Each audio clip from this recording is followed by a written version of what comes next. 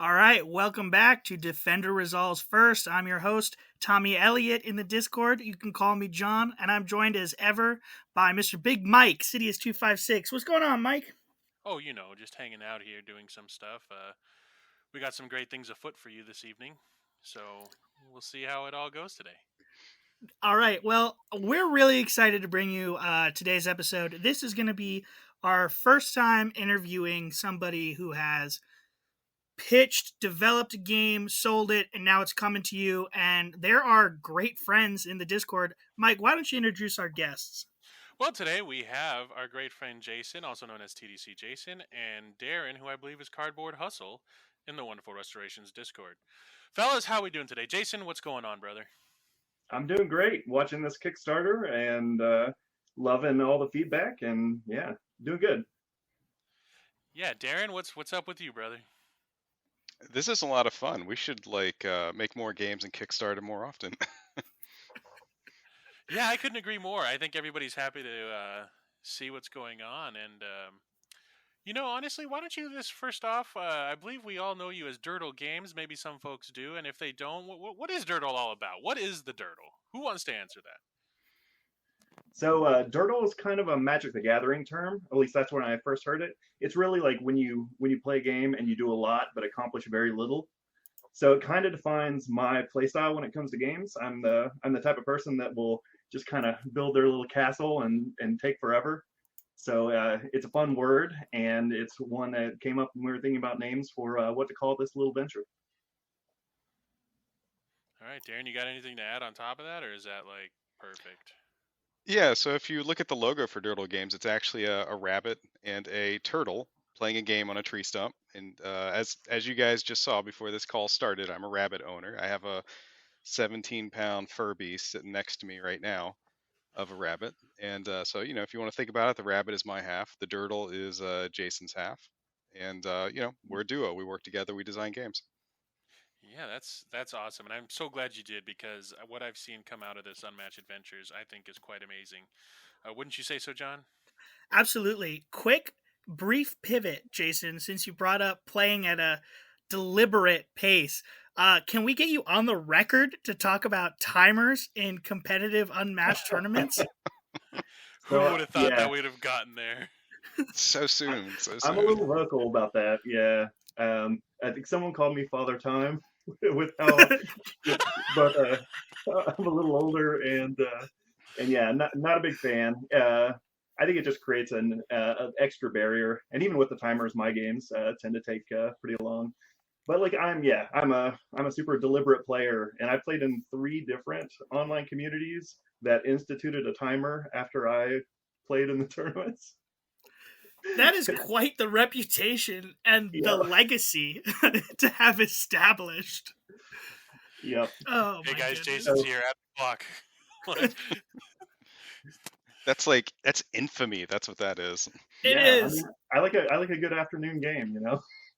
Yeah, Well, at least you can say you're leaving your mark in the exactly. communities, right? Yeah, All yeah. right. So we're talking to you guys today because you designed a whole new way to play Unmatched. So I feel like anybody listening already knows what that is, but just in case if we've got any newbies, so what is Unmatched Adventures, which is this great new co-op system that you mentioned the Kickstarter earlier? That's what we're talking about. So tell us about it, guys.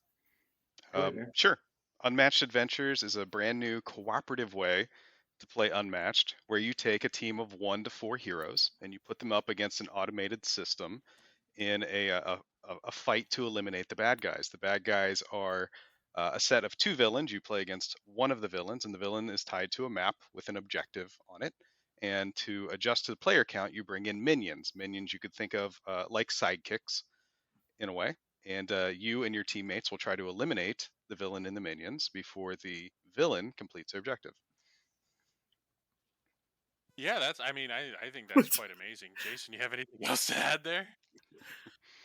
Yeah, no, I mean it's just a great new way to play the game that's not necessarily as confrontational. I played a lot of the competitive side, so it's a nice reason for me to get into the more like slightly more casual side, and yeah, it was just a great way to explore the system too because we had spent so much time on the fan decks when that was released, or that sorry, I'm screwing that up.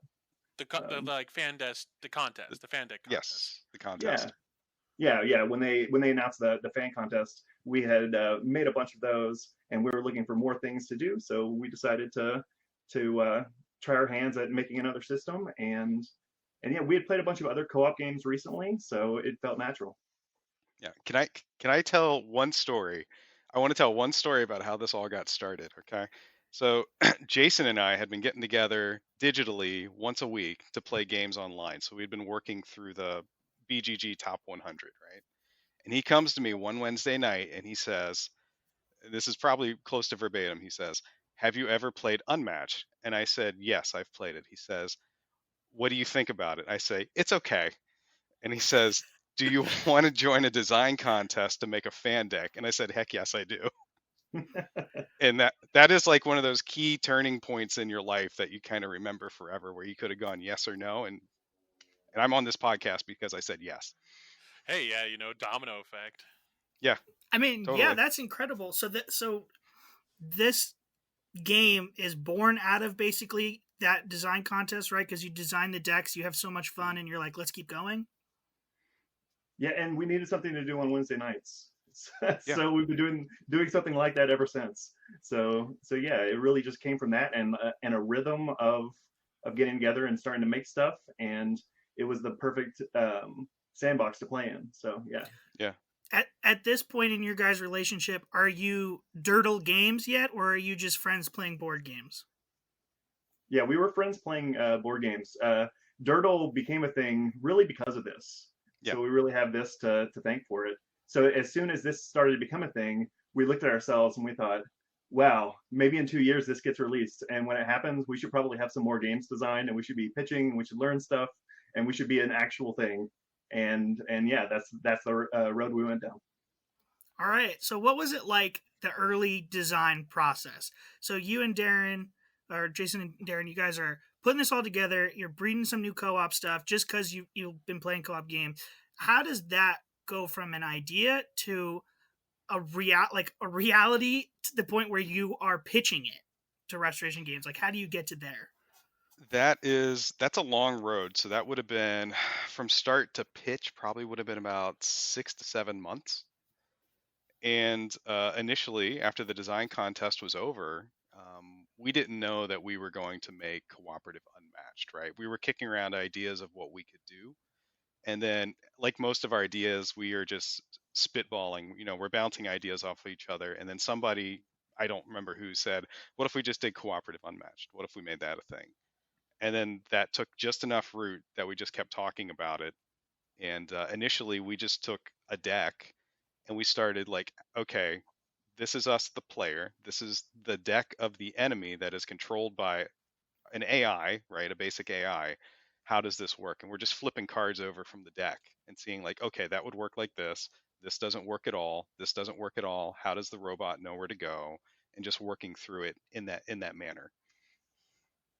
Yeah, and the most important thing with anything like that is you just have to get to a prototype stage and get something on the table as quick as possible, so that it breaks and you can see how silly your thoughts were. But then in that discussion, you see, but that part was neat, and we're going to keep that, and we'll try that. But and then what if we do this other thing? And then you just iterate and prototype again, and just get it back on the table, and you have a drum beat, and then it either becomes something or it doesn't. And we hit that moment where we're like, that experience was engaging. We should run that way.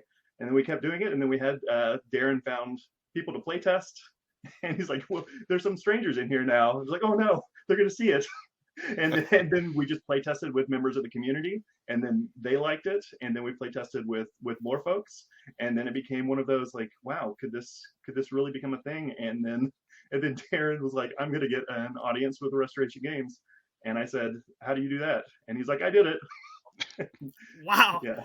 So, I mean, you said 6 to 7 months, and like I gathered from your tone that you felt like that was a long time, but I'm kind of blown away by how quick that is. Is that you guys still doing every Wednesday night, or is it more than just Wednesday night? Because to me, it sounds like you've got to be doing this way more than once a week, right? It's way more than just Wednesday night. So Wednesday night is when we kind of put we put everything to the test on Wednesday night.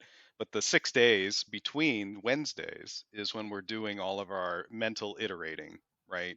So we're coming up with things like changes to decks, we're trying out new mechanics, we're getting in arguments about stuff. That's how games are made, right? So we spit things back and forth at each other. We do a lot of writing. There's way more writing in game design than people probably realize, but you have lists, you have spreadsheets, you have design documents, and this is all just to keep your thoughts straight and so they make Mhm. sense. If you can't explain your idea to somebody, it's probably not a good one. So we're doing Yeah. all this work during the week, and then, like in a rush, like 1 hour before we get together on Wednesday night, we're shoving it all into Tabletop Simulator so we can then get it on the table and actually play it. Yeah, Wow. there's so much theorycraft and back and forth, and we've really adopted Discord as, where if you had a counter for the number of like words in our like personal Discord that deal with unmatched, it would be astronomical, because yeah, we'll just type and type and type and type, Mhm. and yeah, and occasionally, one thread will like, the other person will take to it, and then we'll go back and forth and back and forth, and then that becomes something that we really target, and then we make sure that we have that standing Wednesday night to make it real, because you can theorycraft forever, but until you like see the things actually lay out, you don't know where the problems are. So yeah, that's kind of been our rhythm. Oh, great. Yeah, well, I don't think I could ask much more. I think that was really awesome. I think I saw you guys pitch it once, or had the meeting for a pitch once, during a convention. I'll leave that anonymous. But I remember you both sneaking out actually during a tournament that we were having. You were like, "Oh, we gotta go. We got a meeting," and then all of a sudden, at the same time, Justin was kind of walking up and was like, "You guys ready?" And it was just like, yeah, like one of those things where like two or three of us kind of looked around, and I was like, "The hell are they up to?" And now we know what it is. So that's actually kind of cool, see stuff come to fruition. But why don't we get into some meat and potatoes about it? What do you guys? Can you talk at all about the heroes and villains you originally pitched, or what you might have pitched, and why did we end up with what we did, which is the four Mhm. characters, the heroes, and nothing secret, because by the time we're recording this, we have seen the brothers Murph already actually playtest this in front of us on stream, and then we ended up with Mothman and the Martian Invaders. Do you know Right. how did we get there, and what can you say about that? So our initial submissions to the fan deck contest were all based around American folklore because that's what, tickled us. That's what we found was interesting to dive into. So we actually had 5 characters total. 4 of them got submitted. Um, is this too much of a spoiler to say one of them we can't talk about because it's not legally ours anymore? There you But go. yeah, one of those is Wow. is is gone. It's not technically ours anymore. But we had these other 4 folklore heroes, and we had a Paul Bunyan, we had a Pecos Bill, we had Annie Christmas, we had John Henry. And you got to think of the time of when we're doing all this work. It's in about 2020, right? It was 2020, right? Yeah, second half of Mhm. 2020. So go to your time machine and think about what was released in Unmatched around that time. There was not nearly as much content at that time. Yeah. So we're playing with like what 12 characters in Unmatched, and then we're playing a lot with our own 4 as well in this testing. And some of those held on for longer than others. Like Paul didn't make it very long because we tried to make him a large fighter and we couldn't get the thing to work right, and it never was any fun, right? So he just kind of got left behind. Pecos Bill was fun, but he never quite worked right. He always had issues. John hung around a long time. I still really like my John character, but he ended up becoming part of Tesla, and then Annie hung on from the very beginning. But when you have all these heroes, it's what do they fight, right? You need a cohesive group of enemies thematically for them to go up against. We didn't want to just have a scattershot theme in there, so we went through American cryptids. Specifically, there's cryptids all over the world, but we specifically went through American cryptids, and we would be up to like 1 or 2 a.m. just like looking at lists of cryptids, like what kind of weirdness is in the world, right? And he'd be like, "Hey, look, what about this lake monster?" And we'd be like, "Oh, what about this other thing?" Um, and so we just decided to go with cryptids that we liked. So Jason has roots in West Virginia, so Mothman, of course. My roots are from the Cincinnati, Ohio River Valley area, which is Loveland Frogman's home, therefore Frogman. and we had other cryptids we brought in as well. So when we did the initial pitch to Restoration, we pitched them a group of cryptids as the villains, and then Jason, did you want to talk about the actual heroes that we pitched to them at that time? Yeah. So at the time, from after the fan contest, and we had kind of winnowed our choices, we pitched like specific archetypes that we thought were good for the co-op system. We pitched the Wright brothers, and we pitched Annie, Christmas, and Tesla, and the athlete Olympian Jim Thorpe. So we went like half kind of real, half kind of mythical, mythical with that.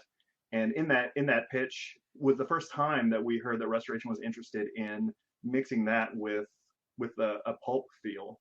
So that type of like old comic books and old stories. And then they pitched back to us Golden Bat and Jill Trent. And at the time we were like, Golden Bat, wow, we've never heard of that.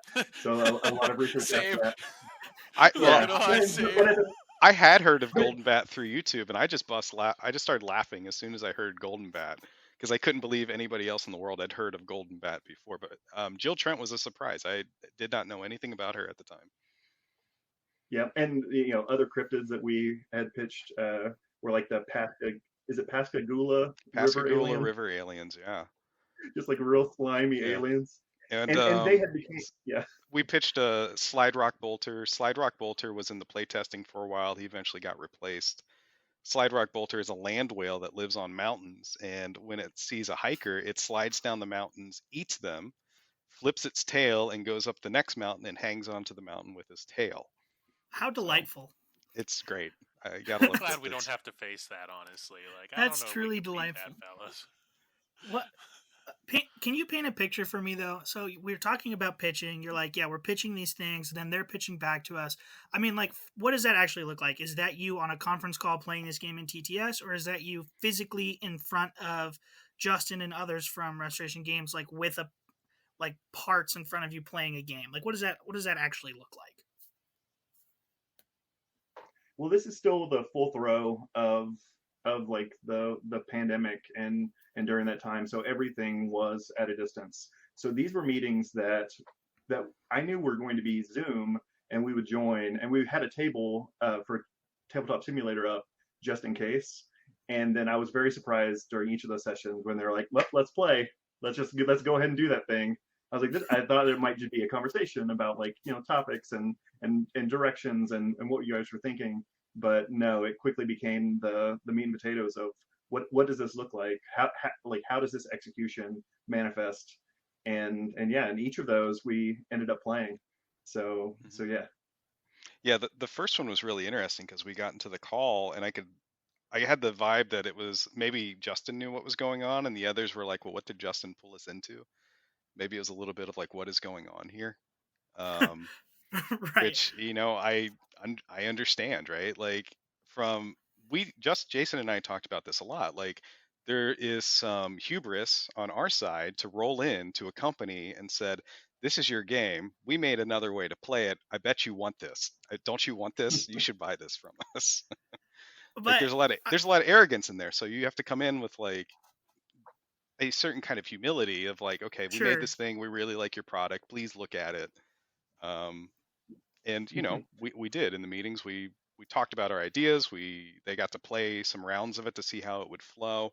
It didn't absolutely crumble on their first turn, so that was reassuring, And towards the end of that first meeting, I remember Rob said something to the effect of like, okay, this looked really intimidating when you brought it out, but the game really flows. Like it's working. So that was kind of like he was interested. He wanted to see more.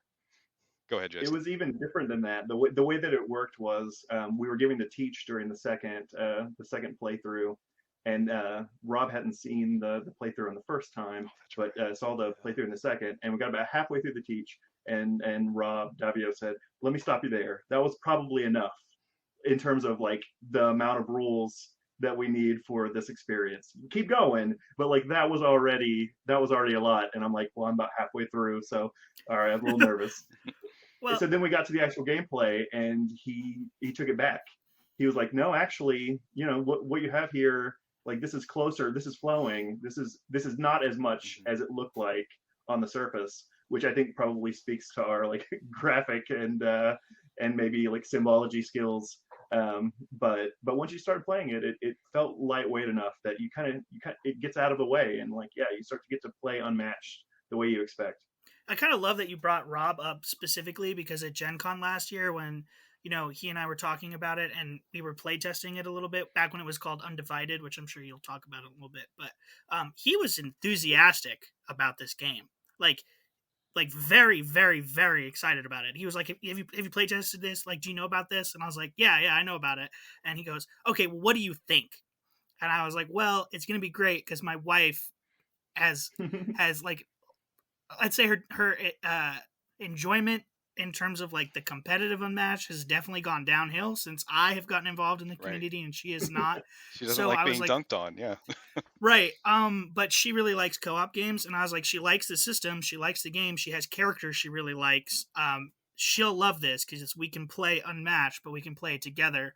And Rob, like this light went off in his eyes. He goes, "Yes, exactly. That's the whole thing." And so it's great that you like point out, that Rob was like said that in his first meet because he to me like is almost the figurehead I think of at Restoration Games for this product because he was so over the moon excited about it.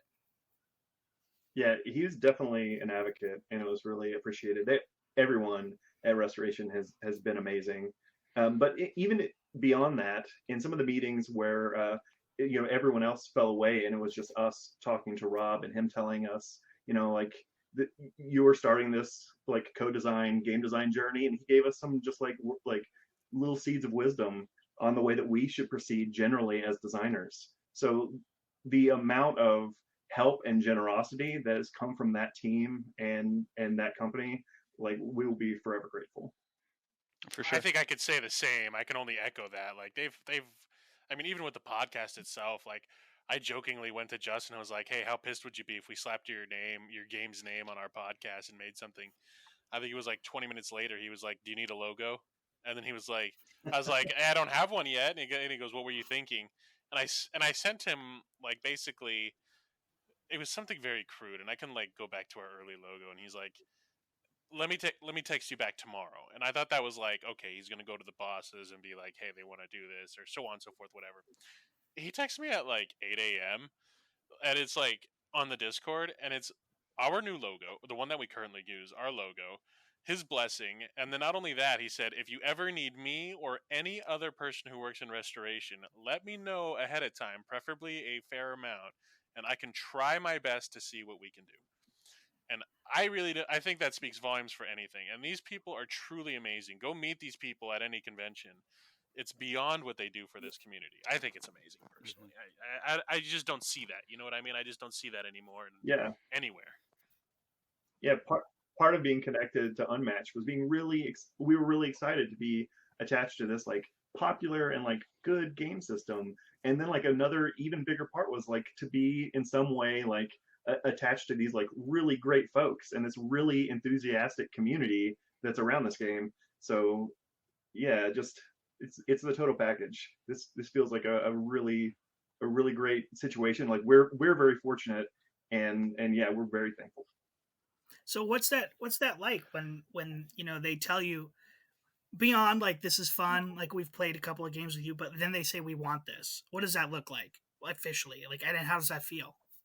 Well, there was an interim step. So there was, we want to continue this conversation. Rob got back to us. What was it, about a month later? And Yeah. he basically had some feedback for us. He wanted us to do a revision pass on it. And the complexity we talked about initially, which what, there was a lot of ideas in the game, and we liked a lot of them, but you got to be careful with that because this could be somebody's first box. And if it's somebody's Mm-hmm. first box, they're not like the people in the Discord channel, right? So they're uninitiated. They don't know all the stuff that you don't have. They don't have all that pre-established knowledge that we do going into the game.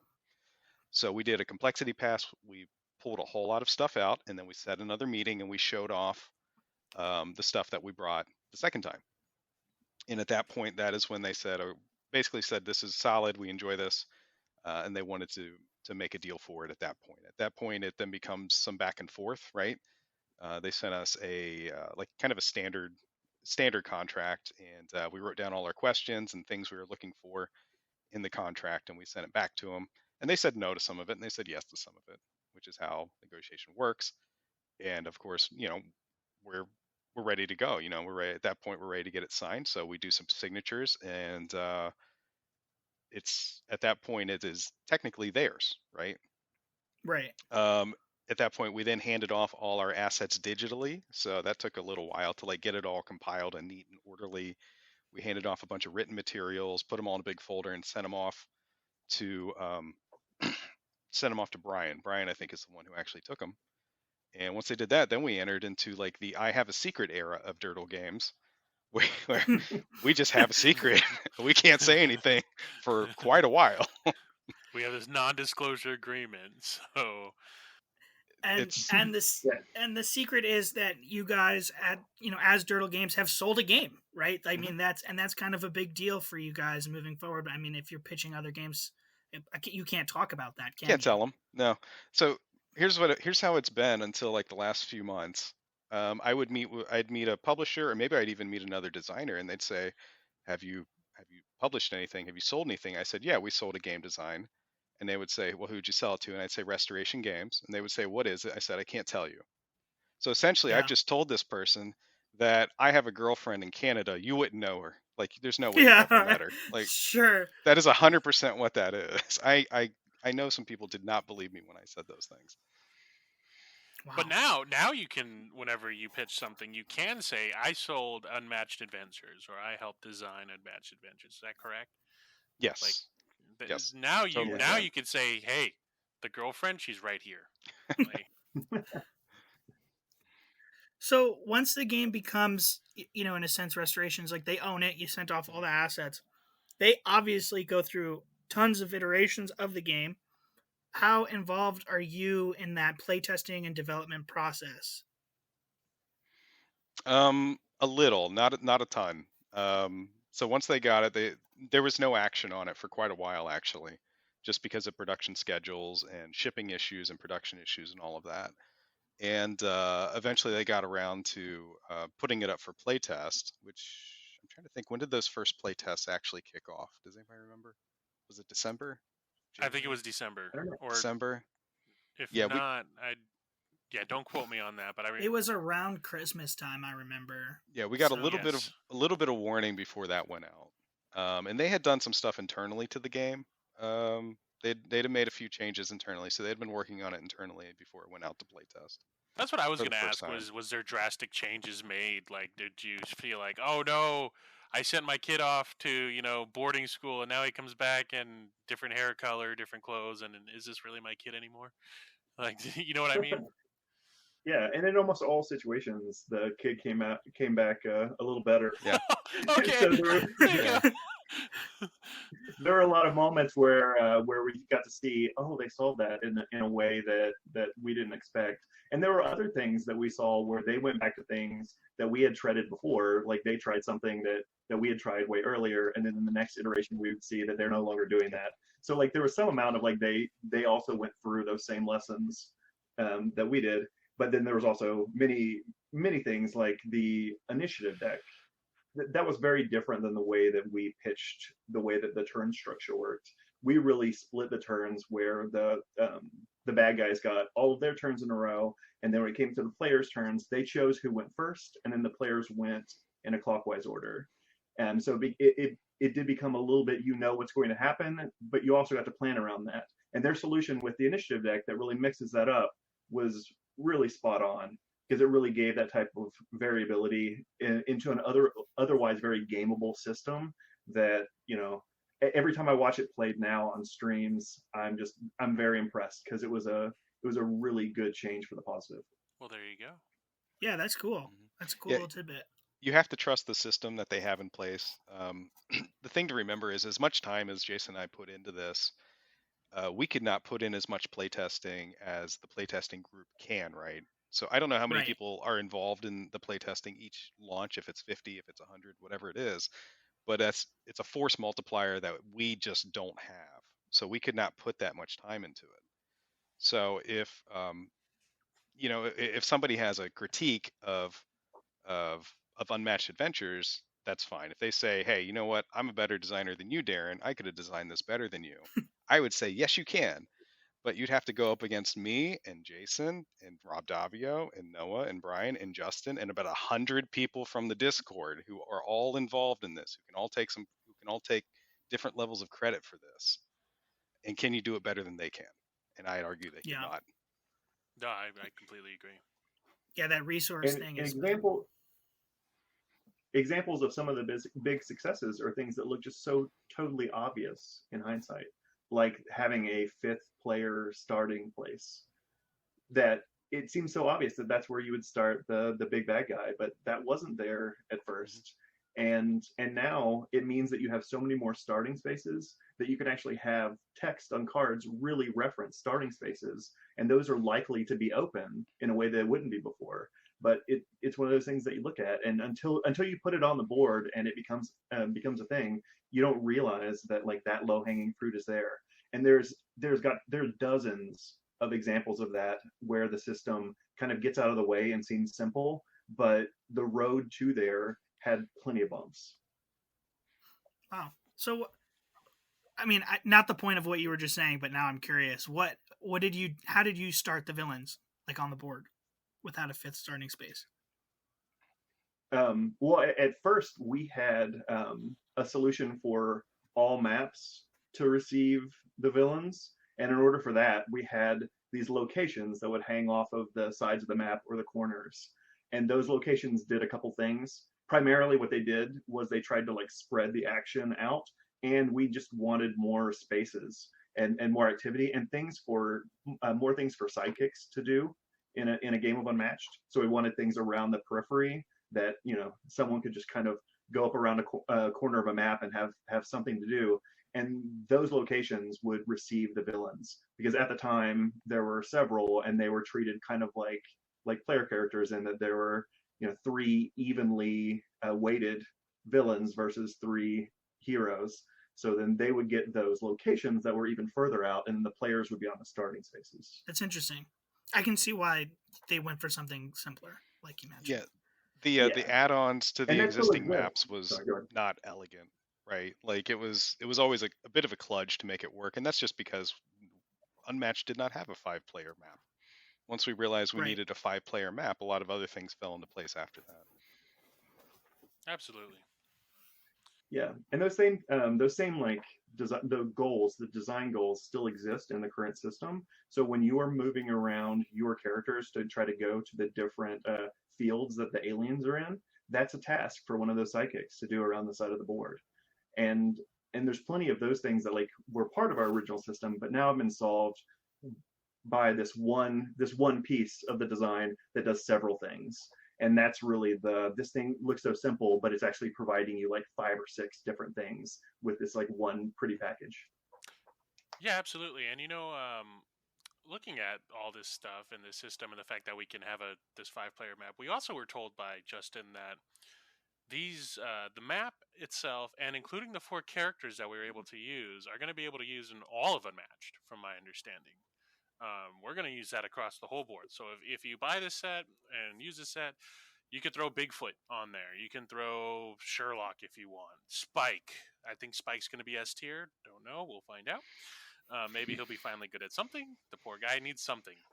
Anyway, and we're just gonna get there. And do you think that you see there's a tournament setting for some of these characters?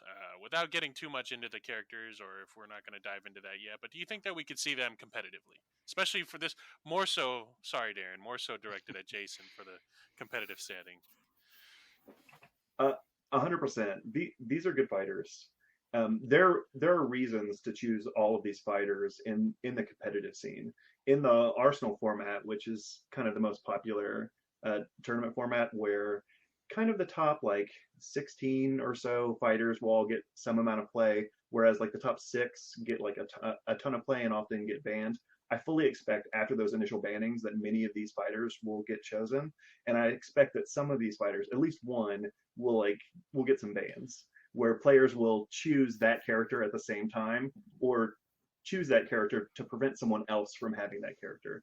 So I totally expect that. So I'll let you guess Say who the you think that name. is. I think. What was Say it? the name. Oh, I think Jill is terrific. Jill. I think Okay. I think Jill's gonna be massive personally as well. Just looking at her stuff, I think she's gonna have a lot of crazy interactions and such. I personally want Yeah. Tesla to thrive just on a personal level. Maybe Edison can come through and be better than him, but we'll just have to wait for that, and we'll see how that goes. But I think Jill's going to be absolutely outstanding, and with the new Conquest format potentially, I'm really interested to see how these characters start coming through. So we'll see. Yeah, and in playtesting with Jill, I put her up against who I thought was probably going to be her worst matchup on her worst map, and she still did pretty good. She lost, but it was really close. So I mean, all of these fighters are going to have a lot of close games, and all of them have a puncher's chance. Especially the puncher Annie, she always has a chance, and she is very very fun to play. But yeah, Jill is going to be a monster and competitive, I think. Yeah, it's great to hear. Um, Yeah. yeah, So you brought up Annie. And Darren, like in the Discord, your name is. You've got like Team Annie Christmas, and then I do. there's like a fun story with you having an Annie Christmas pin. Do you want to talk about that? Yeah, so I became quite enamored with the Annie Christmas lore, and I spent a lot of time doing research on it. And after we were at a point at Gen Con 2021, I think it was, that the system had been purchased by Restoration. However, the decision on the heroes was not made yet. That was still up in the air. So we had a bunch of buttons. We were giving away Durdle buttons for playtests and stuff. So I just like kind of slipped in a little custom made button that said Annie Christmas plus unmatched. And I was very much going to wear it around the convention the entire time. And Jason's like, no, you can't do that. He's like, they'll My, think all kinds of Yeah, terrible things and you'll tip people off. And I'm like, no, you have no idea how unobservant everybody is about everything. Like, it'd be fine. yeah, Darren's out here just trying to lobby for his character, some political lobbying going on. That's terrific. I fully accept defeat. I'm a warrior. I'm like, oh, let's not overstep. At this time, I didn't know whether we would get to pitch any heroes or not. Like, we already got the system. Let's just stop there. We're good. Let's call this a win. And yeah, Darren was right. Annie is a terrific choice, and I'm over the moon that they chose Annie to be represented, and especially the way that Annie came out. The art on this So set good. just generally The is reception for amazing. the characters has been Annie's great great. overall. did you both think that these characters would be able to be used competitively, or did you think, hey, this is going to be completely separate from regular Unmatched, or would they be able to, you know what I mean? Like, does that make sense in a way? In, Yeah, initially, I can say Tesla and Annie definitely had hooks on them that were hooked into being exceptionally good at competitive play. I mean, cooperative play. Exceptionally good at cooperative play, and to a certain extent, Annie is still very good in team fights. Like if you have to pick a team partner, Annie's exceptionally good at it.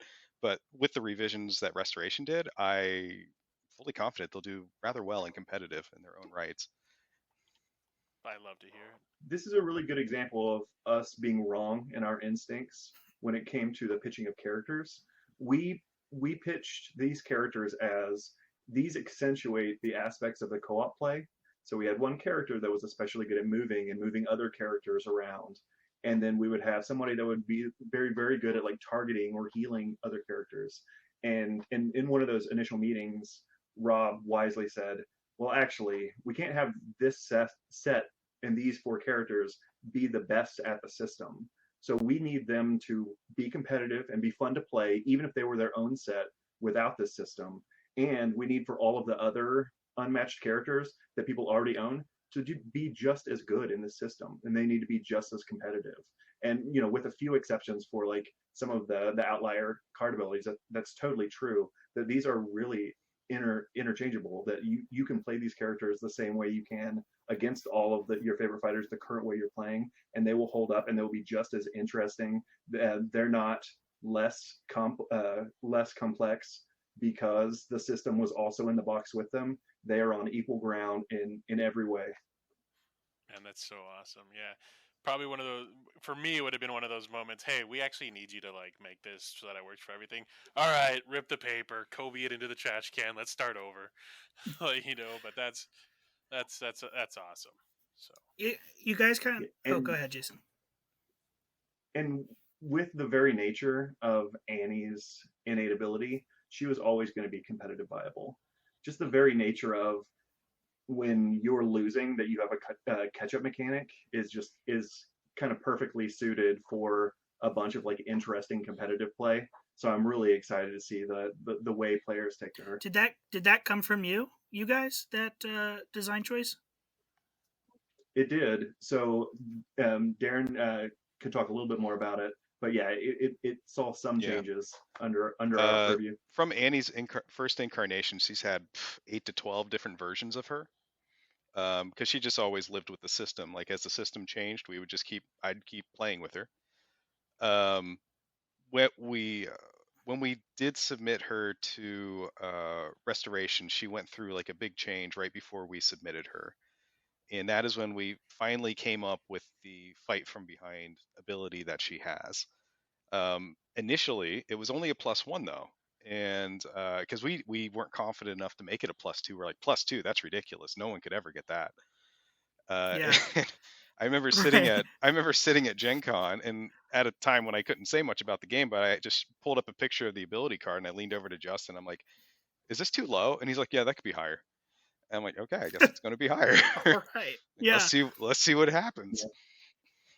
But Yeah, and in retrospect, that's perfect because then you adjust the rest of her deck to make up for the fact that it's +2, and now she gets to live in a space where her ability truly matters and makes her cards different than how anybody else would use those cards. also, she sits in a really great place of her thematically. She has that strong relationship with her husband Charlie.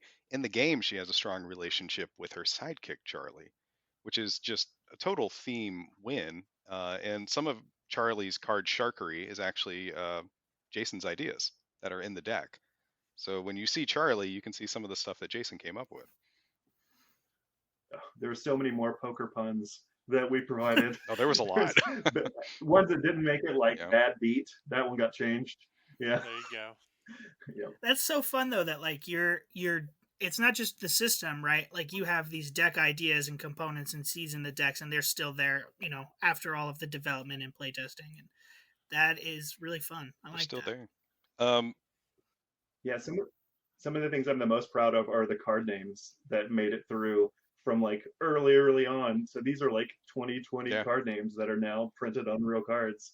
Like the fact, and I'm so proud of like when we came up with Striking Beauty for Annie, it was just one of those just like Perfect. perfect moments. And then it got all the way through all the playtesting, and it got the blessing of restoration, and yeah, that those are some of the things like I'm really happy about the mechanical things that got through, but also the theme things that got through. Totally. Yeah, to Oh, complete. I should answer this question now. So, Annie's heavy hitter card. If you're listening to this and you've looked at her deck, you know she has a 5 value attack, and she can actually take some damage as an option, which of course could set off her ability and let her draw some cards. But that word that nobody knows how to pronounce is actually pronounced lanyap.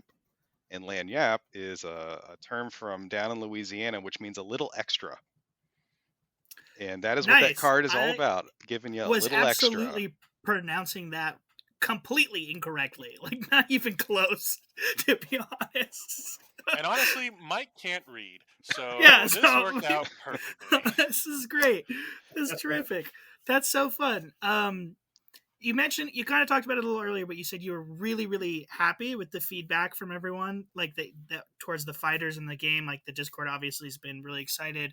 I know that I called out on the Defender of Resolve's first Instagram that within 12 hours of the Kickstarter going up, you had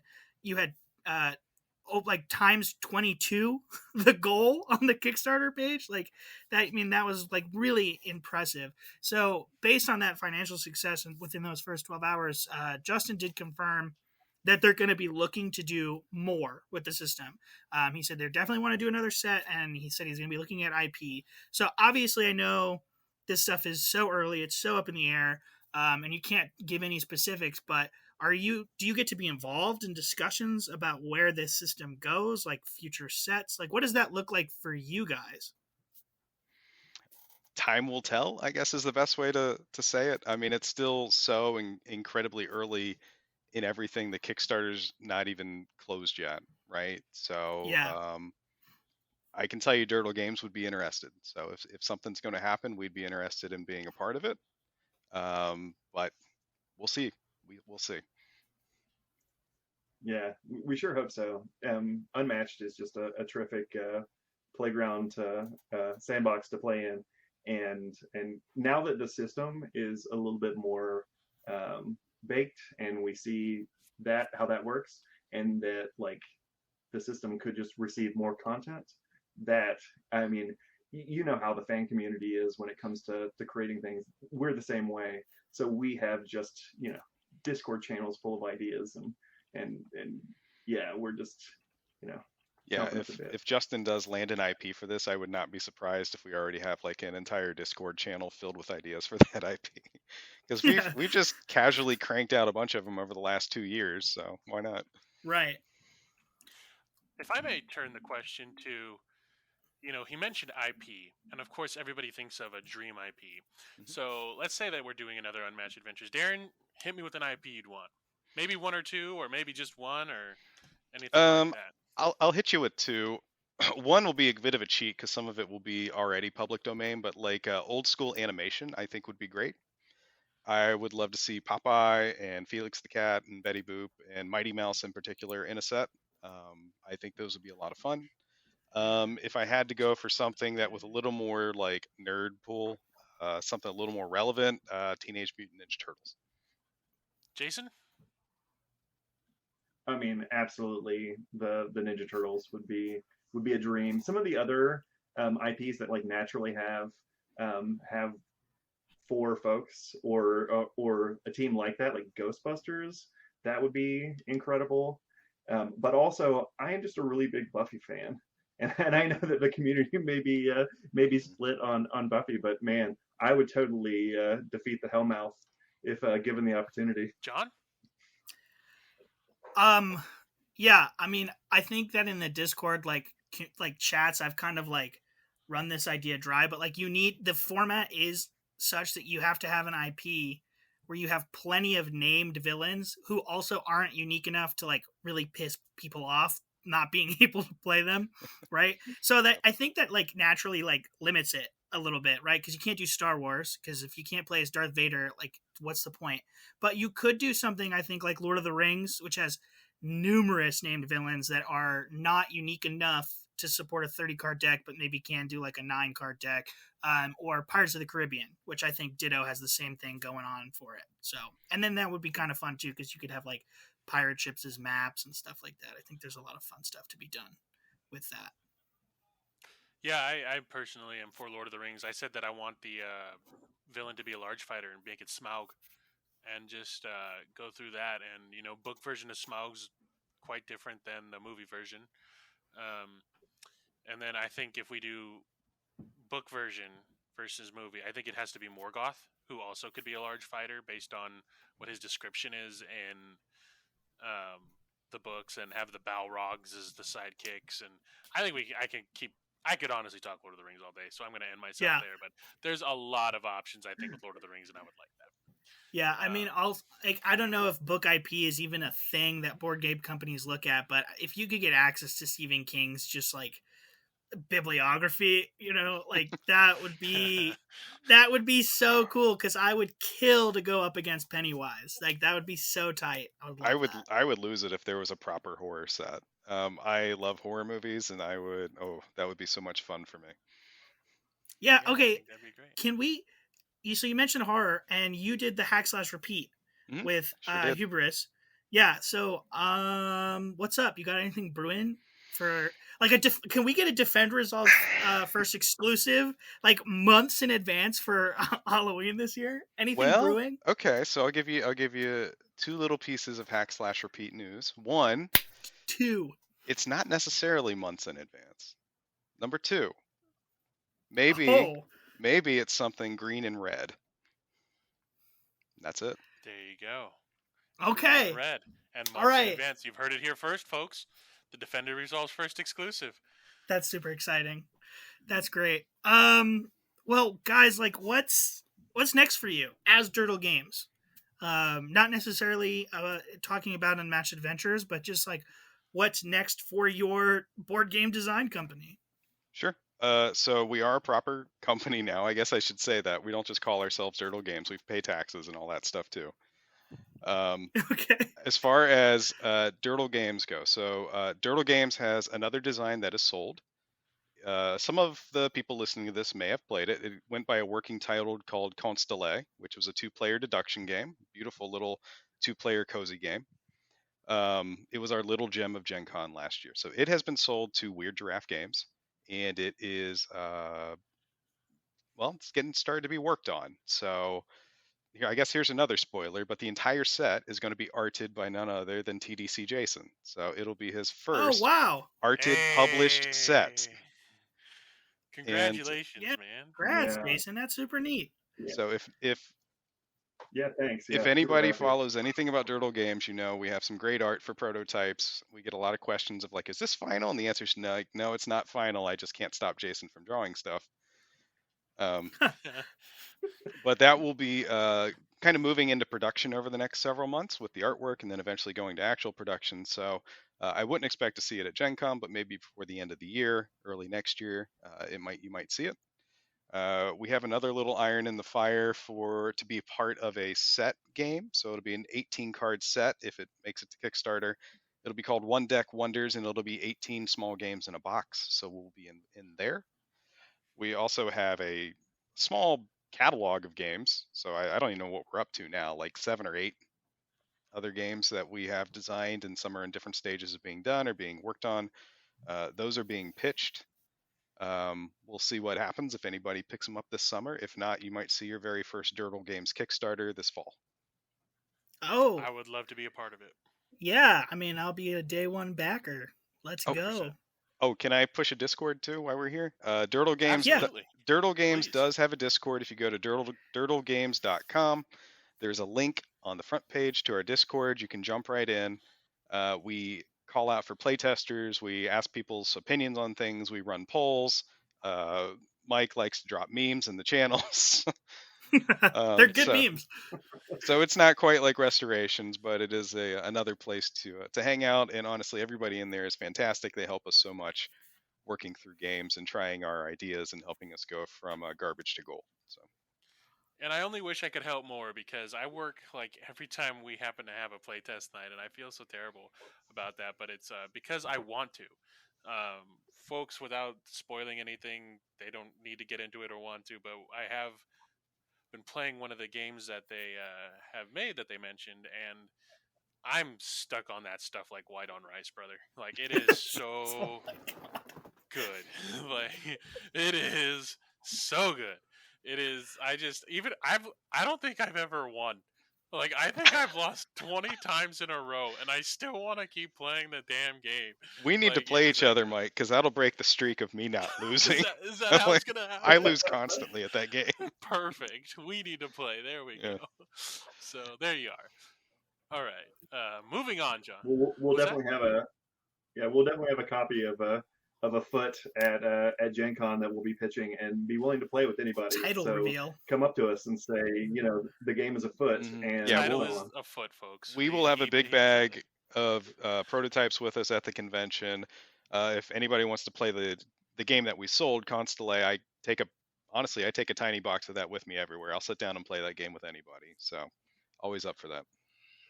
So there we go, folks. And for those who didn't know, it is a foot. And from my understanding, Jason, you got to say the line, Jason. What is a foot, man? What is the tagline you had for it originally? It kills me every time you say it. The perfect. No, tell the truth. The ask perfect the lies. stocking stuffer, bro. Oh no. Yes, that's my. Yeah, sorry. That's the Mitch Hedberg joke. Is that like when you sell a game that you call a foot, you get to claim that a foot, it's the perfect. I love that jokes. It's so good. That's good. No, Yeah. normally when we do these podcasts, we always ask everybody up front, like, what is your unmatched origin story? And we didn't do that this time because I'm a bad host. So at the end here, instead of asking that, I'd like to look towards the future, because we got so much origin from you guys today. Um, what would be your dream hero character to see in Unmatched in the future? My dream hero is the one that we pitched, and I don't know how difficult it would be with the estate, but I'm just a big fan of Jim Thorpe, the professional athlete from the first half of the 20th century that was, you know, an Olympian and a ballroom dance champion, and he like kicked field goals and was a running back and won the decathlon, I think, in the Olympics with shoes that he found in the trash. And like it's just an amazing story of just a terrific athlete, a Native American, and just awesome all around. And I think that like that type of like sports touch, in the same way that I think Muhammad Ali would be terrific in Unmatched, in that vein of kind of Bruce Lee esque. I'd love to see Jim Thorpe. Good answer. My answer is just as good as that. Banana Night. Banana Night. Night. Why don't you tell us about the Banana Night? I've actually seen the Banana Night in person. If you remember, you showed me. Yeah, Gen Con. I have a printed copy of them. Banana Night is just a miniature I found somewhere, and I'm like, that is a banana and a knight. I should put that into Unmatched. And I made the character, and I just kept working on them. So I put them through a ton of testing, and I just really think it's hilarious that when people talk about like what's a list of legit fan-made fighters, and they'll go down the list of all these really like impressive fighters, and they're like, there's this thing called Banana Knight, he's really tough. And just go on from there. He's quite appealing. Yes. Oh my gosh. That deck is actually arted by Jason, so if anybody wants to see some of Jason's art, go to Unmatched Maker and look up Banana Knight. That's so ridiculous. Yeah, Darren convinced me to spend the time to do 13 different art pieces for Banana Night. So yeah, he looks great. That's great. I love that so much, man. Well, guys, do you have anything that you want to plug or talk about that maybe we didn't ask you? Go ahead, Jason. no, Go ahead. really, if I would plug anything, it's the Restoration Games Discord community. It has been an absolute pleasure to be part of this. That, you know, we came from that like that initial moment of what is this game, and we just followed some links, and now the number of times I check that a day is Yeah. real high. It's a terrific community with a bunch of terrific people, and all of my in-person interactions at conventions now have all been phenomenal. And yeah, it really is the friends you made along the way. Terrific. How about you, Darren? I will plug the community as well. I'll also I want to give a shout out to all the people in the Fan Deck channel who make their own content. That is, it's a lot of fun, but it also can be a lot of work. It's a great exercise, and if there's people in there who want to just try designing their own game, jump into the Durdle Games Discord. Let's talk about it. Like, I'm happy to sit down and be a sounding board for them. We're gonna have a Fan Deck adjacent episode this season, so that's kind of exciting. Yeah, so watch for that. Well, guys, thanks so much for coming on and sharing all this fun stuff with us. Like, this was a great conversation. I know people are going to be really excited to listen and hear about all the behind the scenes stuff. Jason, I am vocally issuing you a challenge now for Gen Con this year. I will take you down once again in a meat eating competition. You name the time and place, I'm there. Oh, it's the same place, the same bat time, and the same bat channel, and we're gonna have onlookers. People are just gonna watch us, and the meat apocalypse will go down. And I'm not going to eat great. for 7 days so that I can take you down. I'm committed to this. I can't lose my title. I got it kind of sneakily last time, so I can't sneak meat this time like I did before. Didn't you wait till he wasn't looking and like slipped an extra chicken wing in your mouth or something? So they were serving they stopped serving us meat for some reason, even though we had the green up. But then Oh at yeah, they definitely cut us off. They Disaster. cut me off, and I think they realized, oh shit, this fat ass is literally gonna run us out of yeah. business right Well now. then, like at the end of the table, they were still serving. I think it was like garlic. Was it a garlic steak? Is that something Garlic that they steak is had? what they gave Collie and I. They gave us Yeah. something like Yeah. that. Well, I saw that the guy was handing it Th- out at the end of the table. Jason wasn't paying attention. I ran down. They'd already taken my plate away. I had to bare hand grab the steak, and I turned and looked at Jason, and he locked eyes with me as I manhandled and started eating it, like locking eyes with Jason. Yeah, this is at a Brazilian steakhouse. So the way that it works in a Brazilian steakhouse is you get this coaster, and on one side is red, and that means I don't want meat. And you flip it over, and it's green, and that means yep, bring the meat. And then they'll just keep bringing meat after meat, and we sat across from each other, and we Yeah, stayed we green. did. That I'll never forget. I think about it all the time to this day whenever I see vegetables on my plate. But they bring out like side dishes, and there are these like really nice looking carrots, and I went to go have some, and Jason goes, "The vegetables are a trap."